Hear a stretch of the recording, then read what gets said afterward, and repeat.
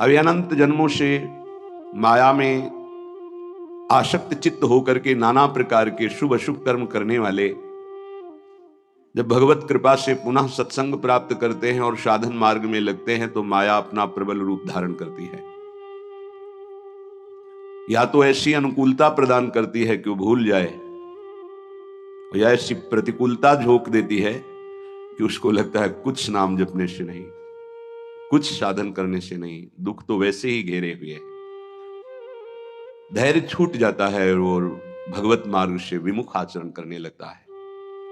इसलिए उपासक को बहुत सरल ढंग से समझना चाहिए कि पुरानी फसल यदि बाजरा बोई है और बाजरा की रोटी मिल रही तो अगली फसल गेहूं बो दिया तो कल ही नहीं रोटी बना लोगे। 5-6 महीने लगेंगे किसान मेहनत करके, खेती तैयार करके, दाना बो करके, सींच करके, संभाल करके, फिर भी वो अतिवृष्टि, अनावृष्टि, ओले वृष्टि आदि से बच जाए, सुरक्षित हो जाए, तो सुरक्षित अनाज घर आ जाए, फिर वो पीस कर रोटी बना सकता है। तुम अनंत जन्मों से मनमानी आचरण करते रहे, आज नाम शुरू किया है तो वो तूफान नहीं उठेगा, नष्ट करने के लिए वो अपना स्वरूप धारण करेगा। उसकी गुलामी सहते रहे अभी, काम क्रोध लोभ मोह मद मत्सर। अब तुमको धैर्य पूर्वक नाम को पकड़े रहना। जैसे आंधी चले तो हम पहाड़ का आश्रय ले लें, हटे ना इधर उधर, तो आंधी तूफान पहाड़ को नहीं उड़ा सकती। ऐसे ही श्री भगवान कह रहे मामेव ए प्रपद्यन्ते माया में ताम तरन्ति। माया का तूफान आएगा पर तुम मेरे चरणों को पकड़े रहना, छोड़ना नहीं। पर ये जिनका मलिन हृदय है ना, वो सोचते हैं 4 दिन नाम जप करेंगे सारे दुख मिट जाएंगे। हाँ, पक्का मिट जाएंगे, जड़ से मिट जाएंगे, पर धैर्य पूर्वक जीवन को आगे बढ़ाओ। भगवत विमुख होने से तुम्हारा मंगल ही अमंगल है, भगवत सन्मुख होने पर मंगल ही मंगल है। थोड़ा धैर्य धारण करो, तुम्हारी ये फसल तैयार हो जाए, फिर देखना आनंदित हो जाओगे। पर ये कुसंग मन का और तन का, ये दोनों परमार्थ में टिकने नहीं देते। जहां ऐसे मित्र जन मिले जो गलत आचरण करने वाले होते हैं, वो पूछते हैं तुमने शराब छोड़ दिया, मांस छोड़ दिया, तुम नाम जप करने लगे, कुछ लाभ हुआ? अरे कुछ नहीं होने वाला, तुम देख लो करके। उसके दिमाग में माया तो आक्रमण किए ही है, तत्काल नकारात्मक भाव आ जाता है कि नहीं नहीं, भगवत मार्ग में कुछ नहीं मिला, ठीक कह रहे हो, तो आओ हमारे संग फिर हो जाओ। फिर वो माया के मलिन आचरणों में उतर जाता है। वो संत द्रोह, भगवत द्रोह उसके हृदय में अपना स्थान बना लेता है। फिर जन्म जन्मांतर, युग युगांतर कब अवसर आएगा भगवत मार्ग में चलने का। इसलिए जिनको सत्संग मिला है, जिनको नाम जपने का सौभाग्य मिला है, उनको बहुत धैर्यवान होना पड़ेगा। इसको ऐसे पकड़ना होगा कि जैसे हम बहुत बीमार हैं और इस औषधि के सिवा हमारा कोई रास्ता नहीं बचने का, अब हमको ये औषधि खानी ही है। जहां सुनाम भव भेषज हरनि घोर त्रिशूल, तीनों तापों का नाश करने की सामर्थ्य और संसार समुद्र से पार करने की सुदृढ़ नौका, भवरोग की अचूक औषधि नाम है। हमारा भाव बने न बने, भाव बिगड़ जाए, कोई बात नहीं, तुम नाम मत छोड़ना, हमारी प्रार्थना मानना, नहीं तो ये तूफान माया का आपको उड़ा ले जाएगा, परमार्थ में नहीं खड़ा होने देगा। बहुत धैर्य पूर्वक दीर्घ काल तक चला जाता है। धैर्य कहते हैं लाभ मिले ना मिले, हानि मिले, अपमान मिले, सम्मान मिले, हम किसी भी स्थिति में अब नाम नहीं छोड़ सकते। वो जीत जाएगा माया से। विपक्ष बहुत जोरदार है, आप क्या समझते हो? आप भगवान के अंश हो, ये भूल चुके हो, लेकिन वो नहीं भूली, वो भगवान की शक्ति है। भगवान कह रहे हैं मम माया दुरत्य, मम माया, मम मेरी है। जैसे ममैवांशो आपको बोला तो विपक्ष को भी बोला मम माया। अब आपको सावधान करने के लिए भगवान ही संत, गुरुदेव, शास्त्र इस रूप में संबोधन करते हैं। तो अगर आप इनकी बात मान जाओगे तो माया भगवती कृपा करेंगे और अपना प्रभाव समेट लेंगी। और यदि आप इनकी अवहेलना, उल्लंघन करोगे तो फिर उनके प्रभाव से बड़े बड़े ज्ञानी परास्त हो गए हैं। जो माया बहुबार नचावा, जास चरित को लख नहीं पावा, ऐसी विचित्र है, बहुत बहुत विचित्र। जो ज्ञान इनकर चिता परई, बरी आई विमोह बस करई, ऐसी प्रचंड माया है। इसलिए जिनके कानों में आवाज पहुंच रही हो, हमारी प्रार्थना है, बहुत जन्मों से भटक रहे हैं, ये दुख सुख के प्रलोभन और भय में आकर के नाम न छोड़ दीजिए। ऐसा भी हो सकता है कि नाम जपना शुरू करें, आपकी नौकरी लग जाए, आपका काम बन जाए, आपकी अनुकूलता बढ़ जाए। ये नाम का फल नहीं है, ध्यान रखना, ये नाम का फल नहीं है। हम स्पष्ट आपको कह रहे हैं, कि जब से आपने नाम जपना शुरू किया आपका सब मंगल होने लगा। ये नहीं है, ये आपके पुण्यों का है, पूर्व पुण्यों का है। ये नाम आपको सामर्थ्य देखा, दुख और सुख दोनों सहकर परमानंद की प्राप्ति। ये विषयानंद नाम के फल से नहीं। आप नाम जपना शुरू किए, सब कुछ बिगड़ना शुरू हो गया। ये नाम का फल नहीं है, ये आपके पाप नष्ट हो रहे हैं। विवेक पूर्वक चलिए। अगर विवेक नहीं धारण करेंगे तो फिर सब मार्ग छूट जाएगा। विवेक इसी से उत्पन्न होता है, सत्संग से। जहां विवेक जागृत हुआ वो आपको टिका देगा परमार्थ में, नहीं तो बहुत बलवती भगवान की माया है। जब लोगों के विचार सुने तो लगता है कैसे निकल पाएंगे इस माया से। आप निकलना ना चाहे तो किसी की सामर्थ्य नहीं कि आपको निकाल सके। स्वयं श्री भगवान आपके हृदय में बैठे हैं। क्या हो रहा है? दुर्गति हो रही। क्यों? क्योंकि आप नहीं निकलना चाहते, इसलिए। भगवान हृदय में बैठे हैं, नहीं निकल पा रहे हो, बात मान लो। आप निकलना चाहो तो निकल सकते हो, आप ना निकलना चाहो तो किसी की ताकत नहीं कि आपको इस माया प्रपंच से निकाल सके। इसलिए आपसे प्रार्थना है कि आप निकलने की कोशिश कीजिए। इसका बड़ा ही प्रलोभन और भुलावा प्रभाव है। प्रलोभन और भुलावा एक क्षण में भुला दे सारे ज्ञान विज्ञान को और अपने में आकर्षित कर दे, उसका नाम माया। ऐसे प्रलोभन फेंक दे कि जानबूझकर तुम भगवान को भूल जाओ और उन प्रलोभनों में लग जाओ, उसका नाम माया। सावधान हो जाइए। इसके प्रलोभनों में, इसके भोगों में आज तक कभी कोई सुखी और तृप्त नहीं हुआ। तुम्हें अब जो मार्ग मिला है ये तृप्ति का मार्ग है। तृप्त हो जाओगे, हाथ उठा के कहोगे अब कछुनाथ न चाहिए मोए। देख लेना, चलो तो आगे। वैभव, जब ब्रह्मा जी नमस्कार करते हैं तो इससे बड़ा वैभव क्या हो सकता है? भक्त को ब्रह्मा जी भी नमस्कार करते हैं। ब्रह्मा जी की बात जाने दो, जिनके नाभि कमल से ब्रह्मा प्रकट हुए, भगवान भी उनके पीछे पीछे डोलते हैं कि चरण रज पड़ जाए और मैं पावन हो जाऊं। ये केवल अलंकारिक शब्द नहीं है, ऐसा ही है। पग चापू और सेज बिछाऊं, नौकर बनूं हजाम, हाकू बैल बनो गडवारो, बिना तनख्वाह रथवान, यही तो मेरे मन में ठनी, भगत मेरे मुकुटमणि। मैं भक्तन को दास, भगत मेरे मुकुटमणि। ये मार्ग आप चयन किए हैं भगवत कृपा से, तो इसमें आपको टिकना होगा, इसमें आपको परीक्षा देनी होगी। जितना पढ़ाया जाता है उतनी ही परीक्षा होती है, उसके आगे नहीं होती, ध्यान रखना। अध्यापक जितना आपको पढ़ाता है उसी पे प्रश्न करता है। तो जितना आपको सत्संग सुनाया गया, जितने में आपकी भूमिका भक्ति की है जैसी भी, उतना ही प्रश्न होगा, उसके आगे प्रश्न नहीं होगा। उतने पे तो आपको सफल होना पड़ेगा। नहीं सफल होगे तो फिर पढ़ाई कीजिए, फिर प्रश्न आएगा। जब आपको परमार्थ पद में, परम पद में आरूढ़ होना है तो आपको ये निर्णय करना ही पड़ेगा। एक तरफ माया है, एक तरफ भगवान है। माया को साधन बनाकर भगवान की प्राप्ति की जाती है, भगवान को साधन बनाकर माया की प्राप्ति नहीं की जाती। प्रायः लोग इसी भुलावे में हैं कि भगवान को साधन बना लेते हैं और माया साध्य बन जाती है। मुझे ये चाहिए, नहीं मिला तो तुम भगवान नहीं। ये परमार्थ ऐसे नहीं चला जाता, धैर्य पूर्वक चला जाता है। अगर धैर्य का अवलंबन नहीं लेंगे, विवेक का प्रयोग नहीं करेंगे, विवेक है आपके पास, ऐसा नहीं कि आपके पास विवेक नहीं है, पर आपका विवेक ढका हुआ है। ये सत्संग उसी विवेक को जागृत करता है। आप सत्संगी हो, आप भुलावे में मत आइए। ये माया अपने पार्षदों के द्वारा आपको ठगना चाहेगी। आपने प्रभु को छोड़ दिया, प्रभु की क्या हानि होगी? आप अपनी दशा पर विचार कीजिए, डूब जाओगे। ये माया डुबो देगी। अनंत जन्म भटकते भटकते आज अवसर मिला है भगवत प्राप्ति का, ये आप जान नहीं पा रहे हैं। ये अवसर चला गया तो फिर आप पछताएंगे। कोई अवसर हाथ नहीं मिलेगा। पशु पक्षी बनने के बाद विवेक एकदम ढका रहता है, केवल उतना ही काम करता है, आहार विहार मैथुन निद्रा, बस। वो भगवत प्राप्ति करनी है, मेरा नया जन्म होगा, कुछ विवेक नहीं रहता। आप में ये विवेक जागृत है। आप विवेक पूर्वक परमार्थ को पकड़िए, इस माया की चालों को मत देखिए, सह जाइए, दुख सुख को सह जाइए। श्रीपाद प्रबोधानंद जी महाराज कहते हैं, रहस्यानामे तत्परम सुरहस्यम हरिरसोत्, सर्वानामाश्चर्योन्मदरस विलासोत्सवमिदं, स्वरोचि नित्यानामति परम नित्योज्ज्वलमिदं, यदेतत् श्री वृंदावनमिहि दृशो नंदयति नः। रहस्यों का परम रहस्य वृंदावन का प्रेम रहस्य है। कल किसी ने प्रश्न किया कि जब श्री जी मिल जाती है तो कैसा आनंद होता है? कैसे कोई बता सकता है?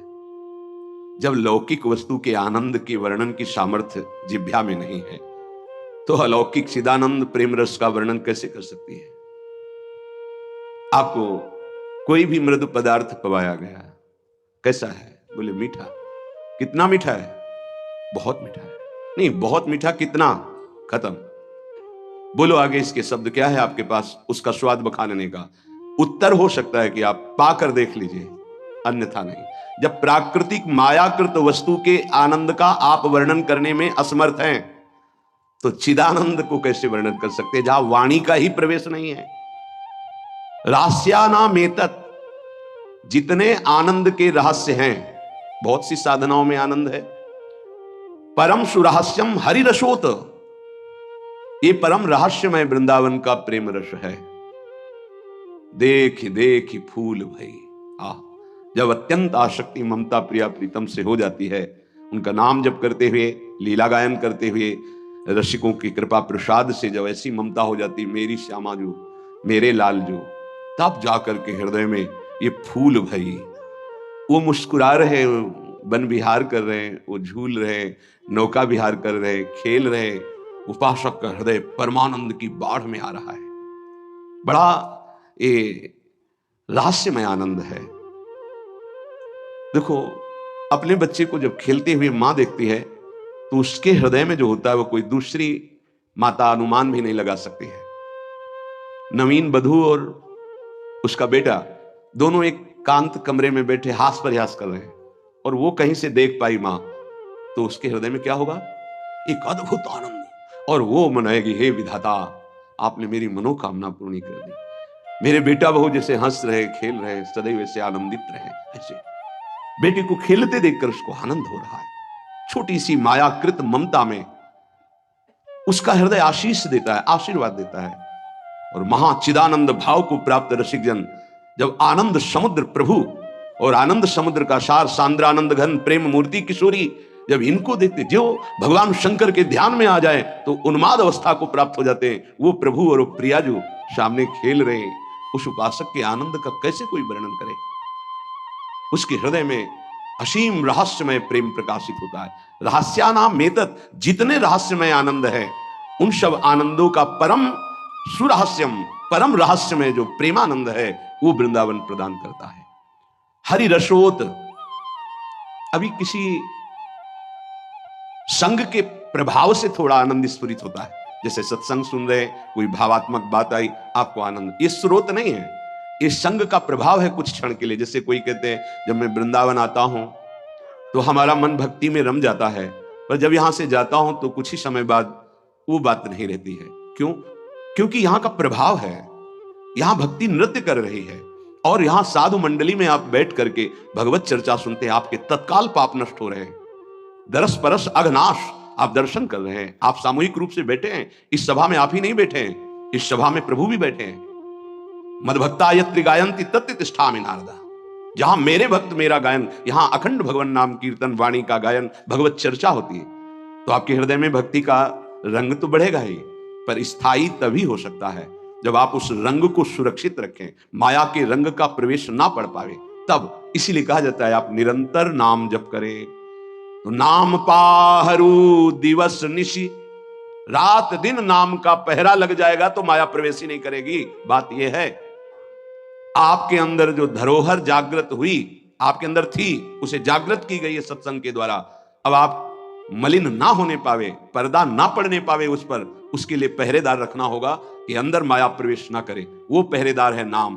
नाम पाहरू दिवस निशि, रात दिन पहरा नाम का है। और ध्यान तुम्हार कपाट, प्रभु का ध्यान कर रहे हैं, मानो दरवाजा बंद है, माया प्रवेश नहीं कर सकती। राधा वल्लभ लाल को हृदय ध्यान मुख नाम, तो माया प्रवेश ही नहीं कर सकती। अब आप चिंतन के लिए दरवाजा खुला रखे हैं, इंद्रियों के द्वार, खूब माया का चिंतन स्वतंत्र रूप से कर रहे हैं, नाम को भूले हुए तो दुर्दशा तो हो ही जाएगी। परम आनंद की तरफ बढ़ने के लिए दरवाजा बंद करो इंद्रियों के, और नाम का पहरा बैठाल दो। देखते हैं माया कैसे प्रवेश करती है। जहां अनुरागात्मिका भक्ति जागृत हुई, प्रेम लक्षणा भक्ति, वहां प्रवेश नहीं किसी विकार का।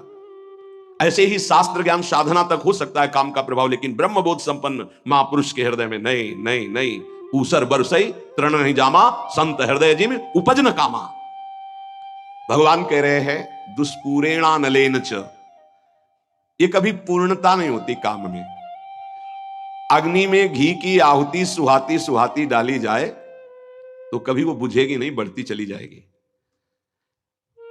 ऐसे ही कुछ लोग सिद्धांत कहते हैं भोग से योग। भाई शास्त्र तो आज्ञा नहीं करता ऐसा।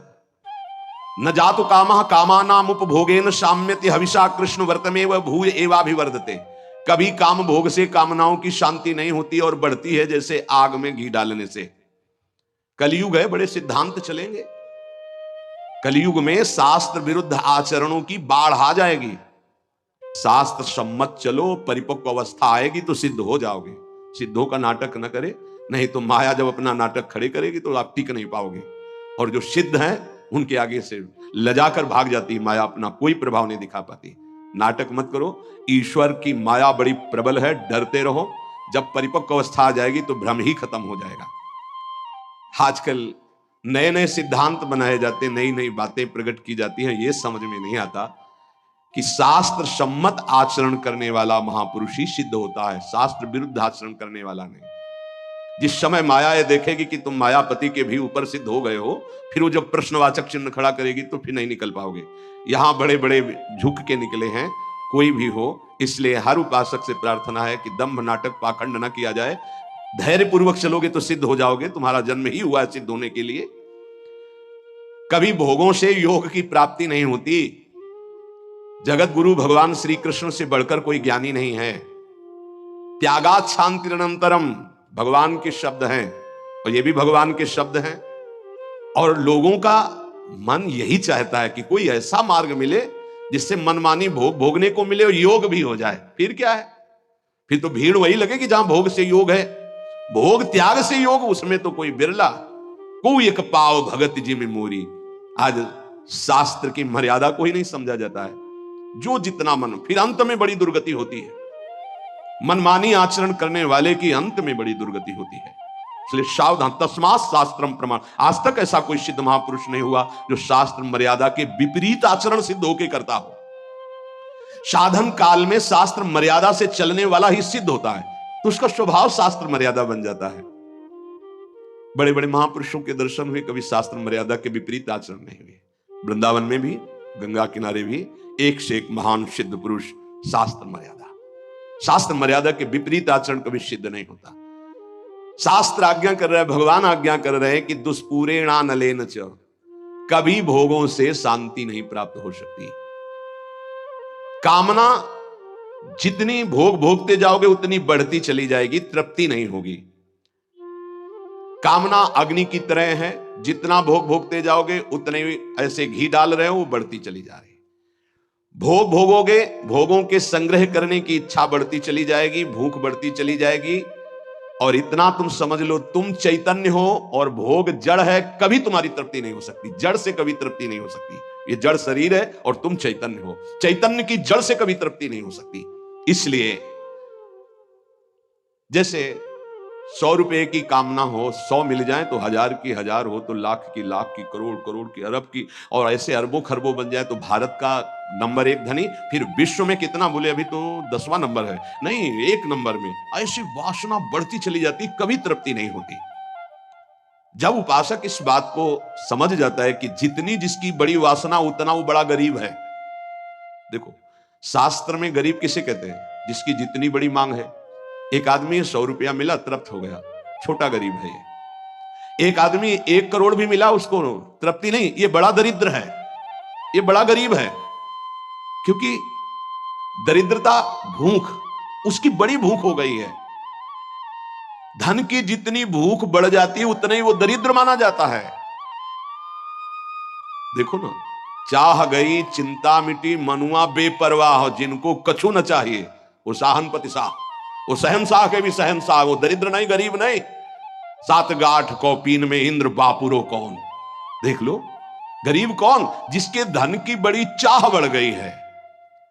वास्तव में धन नहीं बाधक है, धन की चाह बाधक है। धन मिल जाए तो साधु सेवा, गौ सेवा, अस्पताल बनवा दे, गरीबों की औषधि के बहुत से बढ़िया मंगलमय कार्य। लेकिन धन की चाह बढ़ जाए तो निरपराध को दंड देना, असमर्थ असहाय को लूट लेना, हिंसा कर देना, न जाने कितने अपराध जागृत हो जाते हैं इस धन की चाह में। वो परमात्मा प्राप्ति की तो बात जाने दो, धर्म भी नहीं समझ पाता है। इसलिए दुष्पूरेणानलेन च, ये कभी पूर्ति नहीं होने वाली कामनाओं की आज तक किसी की नहीं हुई। काम रूपेण नाशवान शरीर पदार्थ की भोग वासना, ये काम रूपेण है, ये बहुत बड़ा दुश्मन है, ये भगवत प्राप्ति नहीं होने देगी। नाशवान शरीर भोग, नाशवान वस्तु भोग, नाशवान भोगों की चाह, ये भगवत प्राप्ति ये नहीं होने दे रही। ज्ञान सबको है कि 4 दिन बाद मर जाना है, ज्ञान सबको है, यहां से कुछ नहीं जाएगा, वस्तु व्यक्ति स्थान आपका किया हुआ पाप कर्म और पुण्य कर्म साथ जाएगा। पर वो शुभ क्यों नहीं कर पाता, वो लाभ क्यों नहीं कर पाता? क्योंकि काम ने ढक दिया है। काम वासना, कामना किसे कहते हैं? जिसका अभाव खटक रहा है। अप्राप्त की प्राप्ति की चाह का नाम कामना है। सुख की कामना से ही हम सारे चाहें पैदा करते हैं। जितनी चाह है उसके अंतर में सुख है कि ये वस्तु मिल जाए तो सुख मिल जाएगा, ये शरीर मिल जाए सुख मिल जाएगा, ये पद मिल जाए सुख। जितनी भी चाह है उसके मूल में सुख है। और बावरे बाहरी कहीं सुख नहीं, सुख तो तेरे अंदर है, सुख राशि तू है। कहीं तुझे जड़ प्रकृति में सुख नहीं मिल सकता कभी भी, क्योंकि तू अविनाशी का अंश है। तुझे विनाशी प्रकृति कभी तृप्त नहीं कर सकती, पक्की बात। पर यह ज्ञान काम क्यों नहीं कर रहा? क्योंकि काम ने ढक दिया है। कैसे ढक दिया? जैसे बोले अग्नि को धुएं ने, दर्पण को मैल ने, जेर को ने गर्भ को, ऐसे तेरा ज्ञान ढक गया है सतोगुण रजोगुण तमोगुण वृत्ति होने के कारण। अप्राप्त की प्राप्ति करने का नाम, सुना हुआ देखा हुआ भोग, उसे भोगने की इच्छा का नाम, उस भोग को संग्रह करने की इच्छा का नाम कामना। और अंतःकरण में बहुत सूक्ष्म वृत्तियां भोगों की दबी हुई है, उनका नाम वासना। और ये वस्तु ये भोग तो चाहिए ही मुझे, इसके बिना मैं नहीं जी सकता, इसका नाम स्पृहा। और ये तो हमारी बहुत पसंद की वस्तु है, व्यक्ति है, स्थान है, आसक्ति। अब आशा लगाए हुए हैं कि ये भोग तो मिलेगा ही, जरूर मिलेगा, आज नहीं तो कल, इसे आशा कहते हैं। अब अधिक से अधिक भोग लूं, इसे लोभ कहते हैं। भोगे हुए भोगों को पुनः भोग लूं, इसे तृष्णा कहते हैं। अब चाहे मांगना ही क्यों ना पड़े, ये प्रबल इच्छा बढ़ गई, याचना। इस तरह ये पूरा काम ही है जो कामना, वासना, स्पृहा, आसक्ति, याचना, लोभ, तृष्णा, इनके रूप में प्रकाशित होता है। ज्ञानिनो नित्य वैरिणः, जो साधन मार्ग आपको मिला है और जो इस मार्ग में चल रहे हैं वो सब साधक ज्ञानी हैं, चाहे जिस मार्ग के हो। क्यों? क्योंकि वो अज्ञान का त्याग कर सत मार्ग में चल रहे हैं, तो विवेकी तो है ही, ज्ञानी तो है ही। उनका एक खास दुश्मन है। और बोले जितने संसारी लोग हैं उनको तो मार के गिरा दिया। दुश्मन तो तब होता है ना विपक्ष खड़ा हो, वहां कोई विपक्ष नहीं है, वो तो उसी में राजी है ना। साधक ज्ञानी, जो ज्ञान जागृत हुआ कि असत है और त्याग कर चला, अब वो गिराने की कोशिश। काम रूप बैरी, ज्ञानिनो नित्य बैरिणा। इसको दुश्मन कौन समझता है? काम को मित्र समझता है, दुश्मन कौन समझता है? अंदर कामनाएं उत्पन्न नहीं कभी जले कि ये दुश्मन जागृत हो रहा, नहीं, आप उसको मित्र मान रहे। जो मन कामना से युक्त होता है, उसे पूर्ति करने के लिए प्रयासरत हो जाते हैं।